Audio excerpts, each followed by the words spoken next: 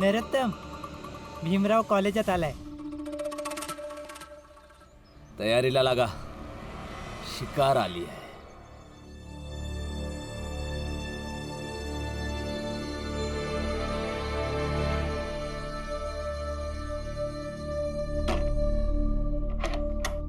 काय आहे?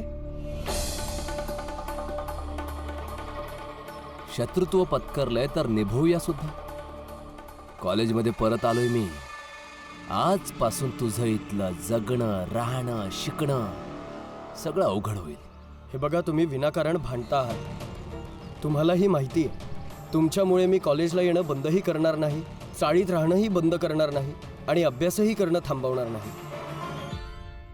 सदाशिव, हा? मला वाटतंय शुद्धीकरण करावंच लागेल. काय?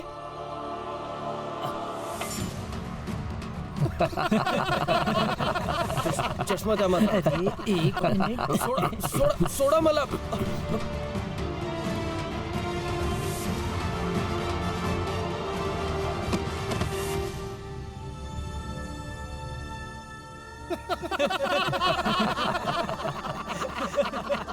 चष्मा चष्मा द्या माझं. पुस्तकही द्या. पुस्तक फाडू नका माझं. अहो.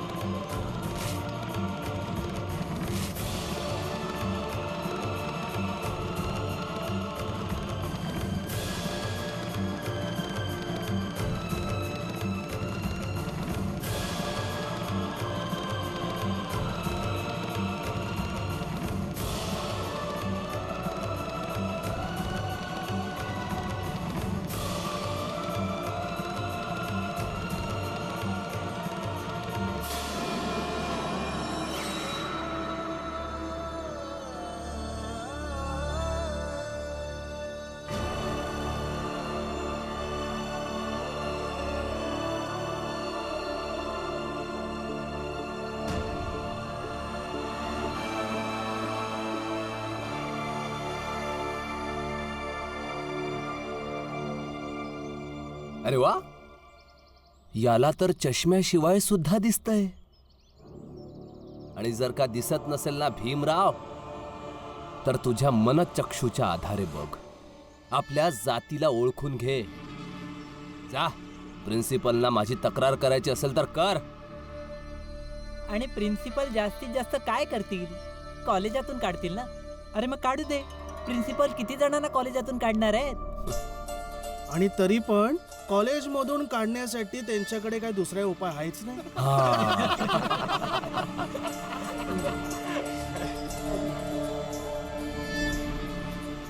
बरोबर आहे.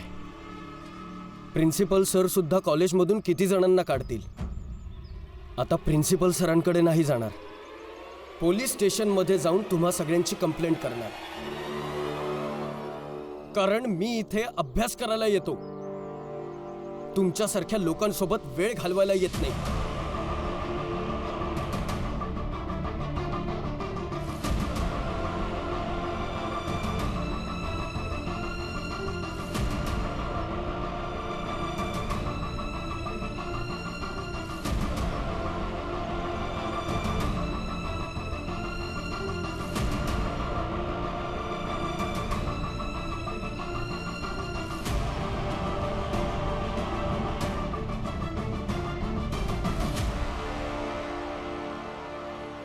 नरोत्तम जोशीजी, आम्हाला तर भीती वाटतेय. पोलीस इथे आले तर आम्हाला पोलीस चौकीत घेऊन जातील. आपल्याला मारहाण केली तर? अरे मला तर भीती वाटते यार, काय गडबड नको व्हायला. हो.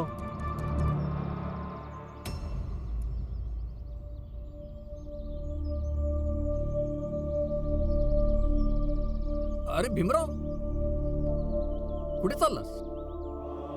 येतोच जरा वेळात गुरुजी.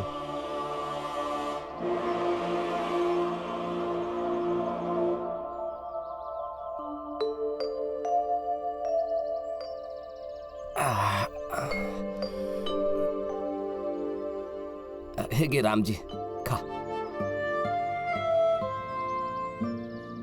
हे कुठून आणलंस तू? अरे, त्या आपल्या शेजारच्या कारखान्यात जो चौकीदार आहे ना, तोच कुठून तरी घेऊन आला. त्यांनी दिले मला खायला. आणि मी आता माझ्या दोस्ताशिवाय कसं काय खाल्लं असतं हे? हं? घे खा. पुरंजन, मी खूप नशीबवान आहे की मला तुझ्यासारखा मित्र भेटला. आपली दोस्ती तर अशीच टिकून राहील कायमची. आणि फक्त तुझंच नशीब चांगलं नाही रामजी, आपल्या समन्यांचं नशीब चांगलं आहे. म्हणून तर आपल्याला एवढी चांगलं पोरं, चांगल्या सुना भेटल्या. आणि आज रमाबाई नवीन दुकान उघडणार आहे. किती चांगली गोष्ट आहे. सुनबाई बी पैसे कमावणार, भीम बी पैसे कमावणार. दोघा नवरा बायकोचं आयुष्य किती चांगल्या सुखानं जाईल बघ. हो ना? पण मला असं वाटतंय की रमाचे दुकान उघडण्यामुळं भीम आनंदी नाहीये. परंतु रमाचा हा निर्णय आतासाठी एकदम चांगला आहे बघ. ही गोष्ट भीमरावाला पण समजायला हवी.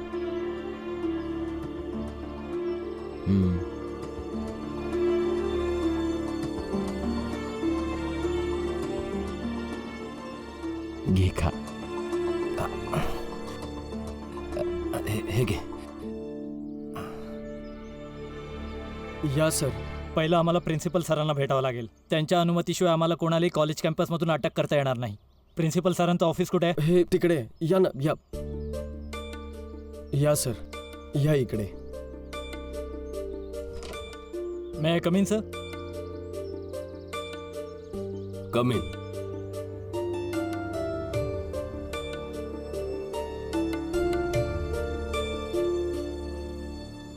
हो सांगा, काय झालं?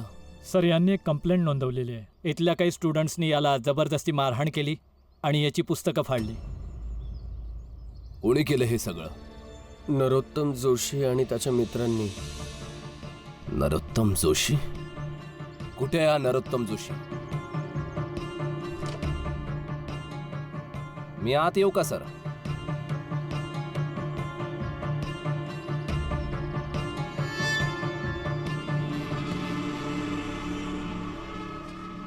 गुरुजी, भीमराव खोटं बोलतोय. मी याला म्हणालो शत्रुत्व विसरूया, परंतु हा बेशिस्तपणे वागायला लागला.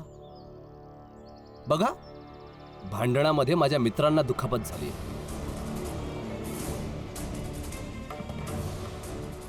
सर, हे सगळे खोटं बोलतायत सर. मला ह्यातलं काहीही माहीत नाही आहे. मी वर्गात गेलो आणि ह्यांनी दाराची कडी आतमधून लावून घेतली होती आणि मला त्रास द्यायला सुरुवात केली सर. ही जखम कशी झाली आहे माहीत नाही आहे सर. तुम्हाला काय वाटतं, झालेली ही जखम खोटी आहे? यांना असं वाटत असेल तर चला फौजदार साहेब, हवं तर तपासून घ्या. हो चला. भीमराव, तुझ्याकडे काय पुरावा आहे ज्याच्यावरून तू हे सांगू शकतोस की हे सगळं खरं आहे? सर, त्या ठिकाणी सगळे ह्यांचेच मित्र होते. माझ्या पक्षात कोणी का बोलेल? माझ्याकडे असा कुठला पुरावा नाही आहे सर. हे माझं पुस्तक बघा. हे बघा, हे पुस्तक फाडलं ह्या लोकांनी. मी स्वतःचं पुस्तक का फाडेन सर? गुरुजी खोटं बोलतोय हा. याने स्वतः ही पुस्तकं फाडली. प्रिन्सिपल सर, सत्य आणि असत्य काय आम्ही शोधूच. आम्हाला फक्त तुम्ही परवानगी द्या की या विद्यार्थ्यांना आम्ही अटक करून घेऊन जाऊ शकतो. नाही इन्स्पेक्टर साहेब, स्टुडंट्स या प्रकारे कॉलेजमधून अरेस्ट होऊन जातील तर कॉलेजची बदनामी होईल. आम्ही कॉलेज प्रशासनच्या लेवलवर हा मुद्दा निकालात काढू. ठीक आहे सर, मी निघतो. पुढच्या वेळी तक्रार करण्याआधी विचार कर.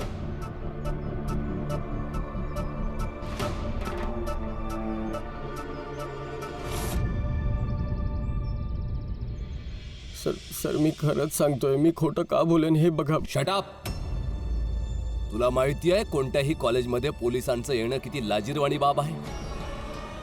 जर असं काही झालं असेल तर माझ्याकडे का नाही आलास? गुरुजी, मी पण याला हेच सांगितलं.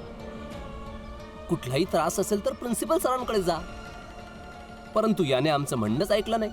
म्हणू लागला की यावेळी तुमची तक्रार पोलीस प्रशासनाकडे करणार.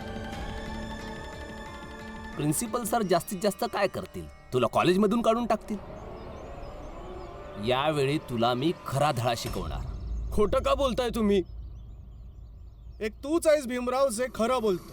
हं? सर या विद्यार्थ्यांना बघा, त्यांच्या डोक्याला लागलंय, त्याचा पुरावा आहे तो. आणि जर या सगळ्यांनी मिळून तुला मारलं असतं मग तू किती वाचला असतास. तुझ्या अंगावर कुठली जखम दिसतच नाहीये, तरीही भीमराव खरा आहे. तेच तर. जर नरोत्तम जोशींनी कॉलेजमध्ये पोलीस आणले असते तर खुदाबाग सर आणि नामदाशी सर आता क्रांतिकारी झाले असते. नरोत्तम जोशीला अपराधी बनवलं असतं आणि प्रिन्सिपल सरांनी त्याला कॉलेजच्या बाहेर हाकलून दिलं असतं. पण यावेळेस चुकीचा भीम आहे तर तुम्ही शांत आहात. मला सगळं समजतं. भीमराव चुकीचा नाहीये. भीमरावला चुकीचं ठरवलं जात आहे. तर मग ठीक आहे, तुम्ही हार वार मागवून घ्या. भीमच जर बरोबर आहे तर भीमाची पूजा वगैरे करा, त्याला सन्मान द्या.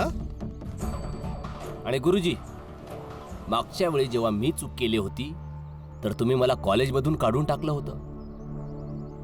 यावेळी भीमरावने चूक केली आहे तर याला काय शिक्षा द्याल तुम्ही?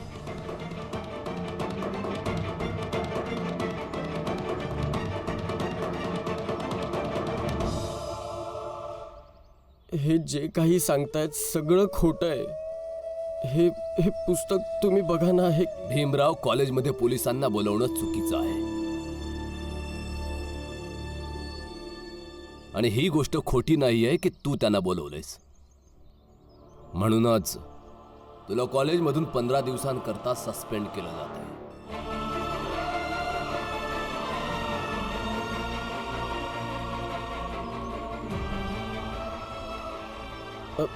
नको नको सर. सर असं नका करू प्लीज सर. तुम्हाला जी वाटेल ती शिक्षा द्या सर, पण कॉलेजमधून काढू नका प्लीज प्लीज सर. भीमराव, मला माहिती आहे की तू ब्राईट स्टुडंट आहेस, परंतु पनिशमेंट कॉलेजमध्ये सगळ्यांसाठी एक आहे.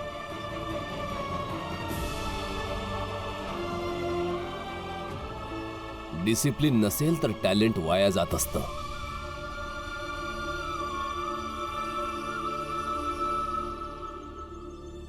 तुम्ही लोक जाऊ शकता.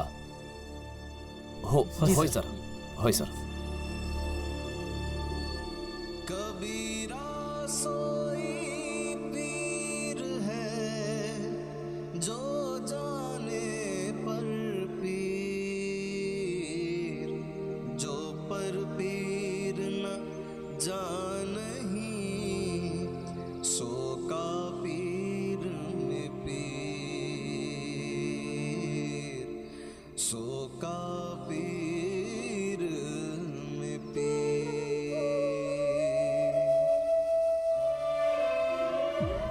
सध्या आपण पैसे कमावण्याची पद्धत आणि कामाची निवड नाही करू शकत. आपल्याला पैसे कमवावेच लागतील, नाहीतर आपल्या भीमचं शिक्षण पूर्ण कसं होणार. मला जेवढी पुस्तकं भेटली मी सगळी घेऊन आलो.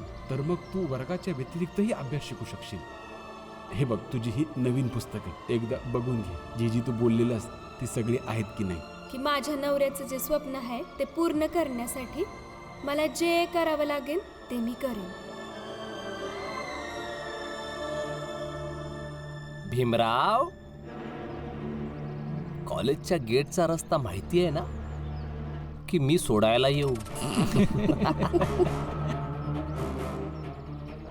चल निघ.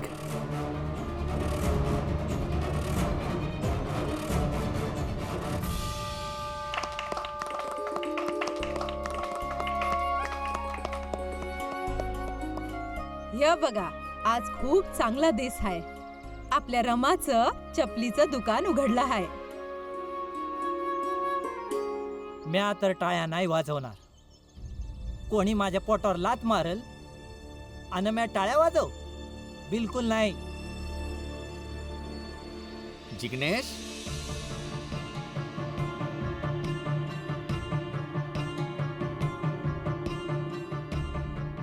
दादा, तुम्ही? नमस्कार. तुम्ही इथं कसं?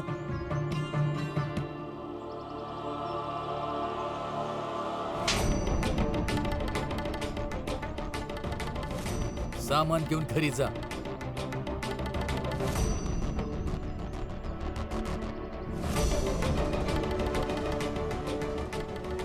नमस्कार. कसे आहात तुम्ही सगळे? हा, समजा ठीक आहे. अच्छा. भेटूया. माहित नाही यो कुठनं इकडं आला. आपल्याला ह्यो जगू देणार नाही काही.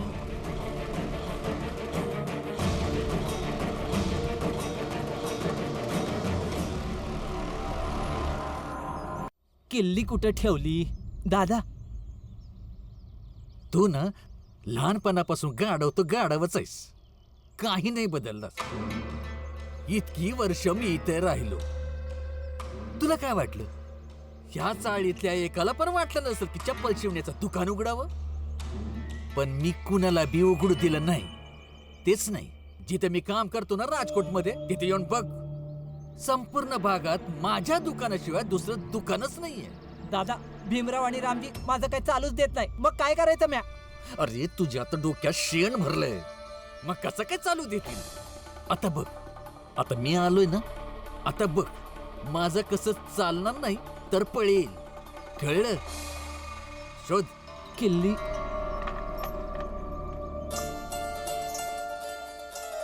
एका बाईने समोर दुकान उघडलं आणि हा आपल्या हातामध्ये बांगड्या घालून बसला. गाढव कुठला. भीम, तू त्यांच्या षडयंत्रामध्ये फसलायस. तुझी चूक फक्त हीच आहे की तू त्यावेळी योग्य निर्णय नाही घेतलास. तुझं पोलिसात जाणं योग्य आहे की अयोग्य, पण काही हरकत नाही. भीमराव, तुला पुढच्या वेळेसाठी समज मिळाली की ज्या परिस्थितीमध्ये राहून तू जगतोयस त्या परिस्थितीमध्ये राहून तुला प्रत्येक वेळी पुढे विचार विनिमय करून निर्णय घ्यावा लागेल. सुईच्या टोका एवढा सुद्धा तुझा निर्णय चुकीचा असेल तर परिणाम खूप वाईट होईल.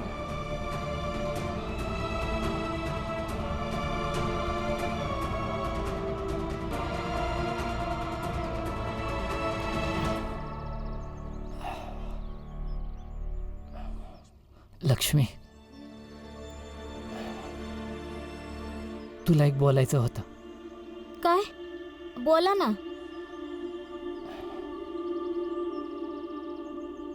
जेव्हा दुकान उघडल ना,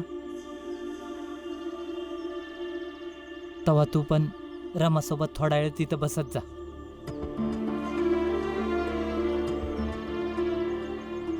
आता आई तर तिची कधी बी मदत करणार नाही, पण तू ठरवलंस तर करू शकतेस.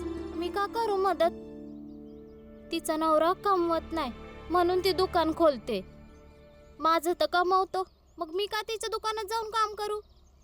लक्ष्मी, तिचा नवरा, माझा नवरा, विचार करू नकोस. भीम, तुझा आणि माझं पण काहीतरी लागतोच ना. येळ काळ कोणी पाहिली नाही तर मग ही गोष्ट एवढी वाढवू नकोस की कोण कुणाची कमाई खातोय. एवढाच विचार कर की समद कुटुंब मिळून एकत्र पोट भरतंय आपलं.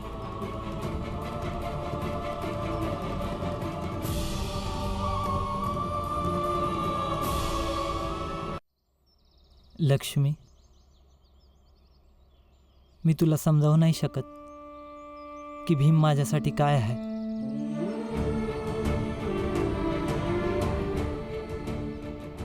आमची अख्खी लढाई याच बाबतीत आहे की आम्ही गुराखी नाही, मनुष्य आहोत. पण यांनी आम्हाला मनुष्याचा दर्जा द्यावा याकरता आम्ही पशु नाही बनायचं.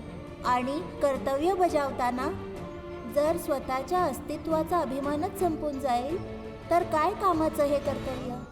त्यानं मला जगणं शिकवलंय. त्याने मला शिकवलंय की माझं अस्तित्व तसंच आहे जसं जगातल्या इतर लोकांचं आहे, उच्च जातीच्या लोकांचं आहे. माझ्या मनातली हीन भावना आणि कमीपणा असण्याची भावना त्यानं काढली. मग अशा भीमसाठी मी आयुष्यभर कमवत राहीन. शत्रुत्व पत्करलंय तर निभवूया सुद्धा.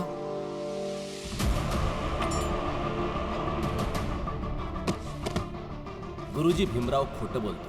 मी याला म्हणालो शत्रुत्व विसरून जाऊया, पण हा बेशिस्तपणे वागायला लागला. बघा, भांडणामध्ये माझ्या मित्रालाही दुखापत झाली. भीमराव, कॉलेजमध्ये पोलिसांना बोलवणं चुकीचं आहे आणि ही गोष्ट खोटी नाही आहे की तू त्यांना बोलवलेस. म्हणूनच तुला कॉलेजमधून 15 दिवसांकरता सस्पेंड केलं जातं.